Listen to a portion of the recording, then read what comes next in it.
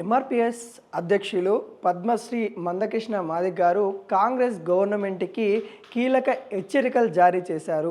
గద్దె దించడానికైనా సిద్ధంగా ఉందాము అన్నట్టుగా కీలక హెచ్చరికలు అయితే కాంగ్రెస్ గవర్నమెంట్ని ఉద్దేశించి నిన్న తను మాట్లాడడం జరిగింది.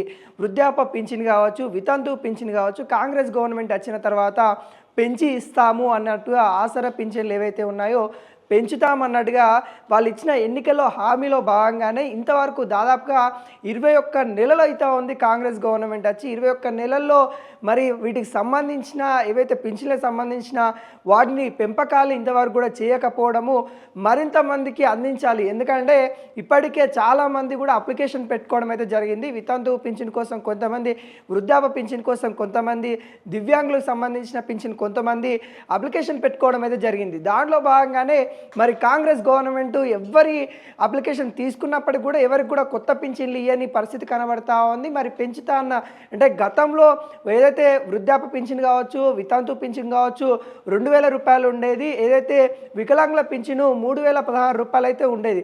కాంగ్రెస్ గవర్నమెంట్ వచ్చిన తర్వాత వికలాంగులకి 6000 రూపాయలు, వృద్ధాప్యం మరియు వితంతు పింఛన్లకి 4000 రూపాయలు పెంచి ఇస్తామని చెప్పడం జరిగింది. ఎన్నికల్లో హామీ ఇవ్వడం అయితే జరిగింది. దాంట్లో భాగంగానే కాంగ్రెస్ గవర్నమెంట్ వచ్చి ఇన్ని నెలలు అవుతా ఉన్నా కానీ వాళ్ళ మీద ఒక సమీక్ష చేయలేదు. ఎంతమంది ఉన్నారు, కొత్త దరఖాస్తులు ఎన్ని వచ్చినాయి అని కూడా ఆలోచనలో ఇంతవరకు అయితే చేయలేదు. కాంగ్రెస్ గవర్నమెంట్ నిద్రపోతూ ఉంది.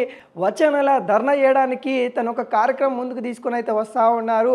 ఆసరా పింఛన్లు ఖచ్చితంగా పెంచి ఇవ్వాల్సిందే, వృద్ధాప్య పింఛన్లు పెంచి ఇవ్వాల్సిందే అనే నేపథ్యంలో మందకృష్ణ మాదిగ కాంగ్రెస్ గవర్నమెంట్కి ఒక వార్నింగ్, స్వీట్ వార్నింగ్ ఇచ్చిందని కూడా మనమైతే చెప్పుకోవచ్చు. మరి చూడాలి కాంగ్రెస్ గవర్నమెంట్ మరి మందకృష్ణ మాదిగ ధర్నాకైతే పిలుపునివ్వడం అయితే జరిగింది. తన ధర్నాకి పిలిపించిన తర్వాత మరి ఎటువంటి నిర్ణయం తీసుకుంటుందనేది కూడా ఇప్పుడు ఉత్కంఠ పరిస్థితి అయితే కనబడతా ఉంది. కొత్త పింఛన్ల పరిస్థితి కూడా చాలా దారుణంగా ఉంది. ఎవరి కూడా కొత్త పింఛన్లు రాలేదు. గతంలో కేసీఆర్ కూడా పింఛన్లు ఇచ్చే దగ్గర కూడా చాలామందికి కోతలు విధించిన పరిస్థితి కనబడతా ఉంది. మరి కాంగ్రెస్ గవర్నమెంట్ వచ్చిన తర్వాత వీటిపైన సమీక్ష చేయకపోవడం ఒక సిగ్గుచేటుగా అన్నట్టుగా తనైతే వ్యక్తం చేస్తూ ఉన్నారు. మరి చూడాలి కాంగ్రెస్ గవర్నమెంట్ ఎటువంటి నిర్ణయం తీసుకుంటుందనేది.